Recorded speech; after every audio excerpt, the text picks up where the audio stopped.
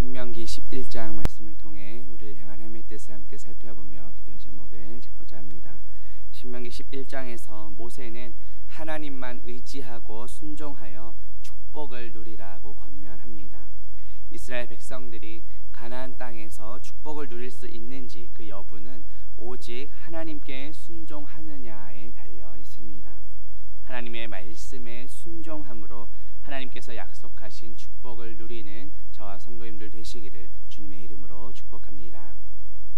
본문 11절 보시면 너희가 건너가서 차지할 땅은 산과 골짜기가 있어서 하늘에서 내리는 비를 흡수하는 땅이요 라고 말씀합니다. 이 애굽 땅은 나일 강변의 그 평원으로 이루어져 있어서 넓고 또 수량이 풍부한 지역이었습니다. 반면에 이제 이스라엘 백성들이 거하게 될 가나안 땅은 물을 끌어댈 수 없는 그런 산들과 골짜기들로 이루어진 땅입니다. 가나안 땅이 이렇게 산들과 골짜기로 되어 있기 때문에 전에 있던 애굽 땅과는 달리 전적으로 하늘에서 내리는 그 비에만 의존할 수밖에 없었습니다. 이것은 가나안 땅이 전적으로 하나님과 온전한 관계에 있을 때에만 그 땅으로서의 가치를 가질 수 있다는 것을 보여줍니다. 가나안 땅은 애굽처럼 어떤 인간의 노동력을 요구하거나 착취하지 않고 전적으로 하나님께 의지하는 땅임을 보여줍니다. 그렇다면 우리는 무엇을 의지하고 있습니까? 어떤 세상적인 조건이나 환경을 의지하기보다 오직 하나님의 은혜를 의지하며 살아가는 저와 성도님들 되시기를 주님의 이름으로 축복합니다. 본문 12절 보시면 내 하나님 여호와께서 돌보아 주시는 땅이라 연초부터 연말까지 내 하나님 여호와의 눈이 항상 그 위에 있느니라 하고 말씀합니다. 이 돌보아 주신다는 것은 이스라엘 백성의 형편을 헤아리시는 하나님의 어떤 자비로우신 보살핌을 의미합니다. 그런데 이것이 한 번만 돌보고 끝나는 것이 아니라 영원토록 지속되는 하나님의 돌보심을 가리킵니다. 하나님께서 약속하신 가나안 땅은 어떤 인간적인 관점에서 보면 전혀 내세울 것이 없는 그런 땅입니다. 끊임없이 하나님의 돌보심과 보살핌이 필요한 땅입니다. 하나님의 눈이 그 위에 있다는 것은 가나안 땅에 이제 살아가는 백성들의 삶까지도 돌보아 주신다는 뜻입니다. 우리의 삶을 돌보시고 보살피시는 그 하나님의 은혜에 감사하며 살아가는 저와 성도님들 되시기를 주님의 이름으로 축복합니다. 본문 13절 보시면 내가 오늘 너희에게 명하는 내 명령을 너희가 만일 청종하고 너희의 하나님 여호와를 사랑하여 마음을 다하고 뜻을 다하며 섬기면 이라고 말씀합니다. 하나님의 축복을 받기 위한 조건이 무엇입니까? 하나님의 명령에 청종하고 하나님을 사랑하며 섬기는 것입니다.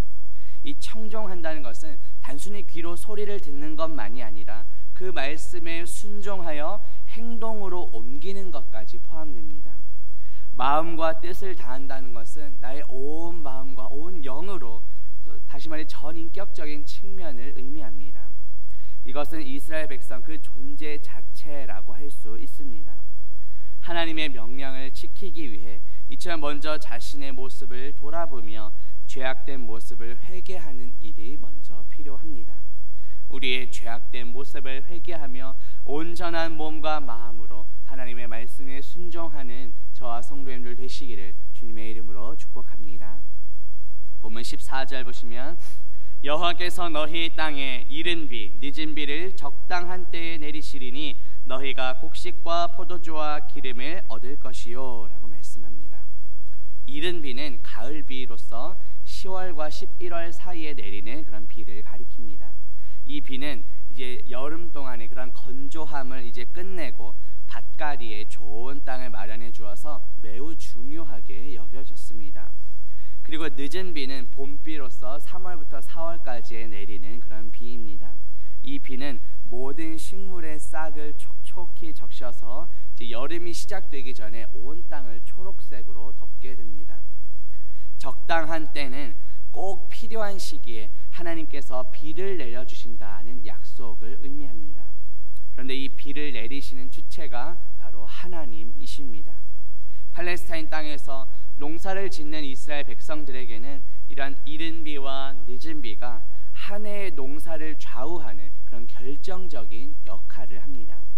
따라서 이 시기에 내리는 비는 곧 하나님께서 베풀어 주시는 은혜를 의미합니다. 호세아서 6장 3절에 보면 그러므로 우리가 여호와를 알자 힘써 여호와를 알자 그의 나타나시면 새벽빛같이 어김없나니 비와 같이 땅을 적시는 늦은 비와 같이 우리에게 임하시리라 하고 말씀합니다.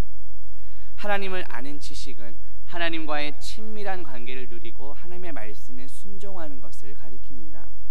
농사에 필요한 비가 내려서 땅을 촉촉하게 적셔주듯이 하나님께서 임하실 때에 메마른 우리의 심령을 촉촉하게 적셔주시고 우리의 삶을 풍성하게 하신다는 의미입니다.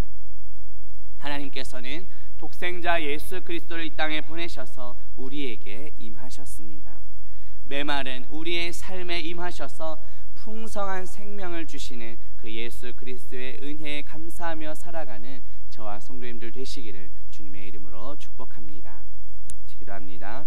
하나님 아버지, 오늘 말씀을 통해 하나님의 은혜는 예수 그리스도를 통해 우리에게 주어졌음을 깨닫게 하시니 감사합니다.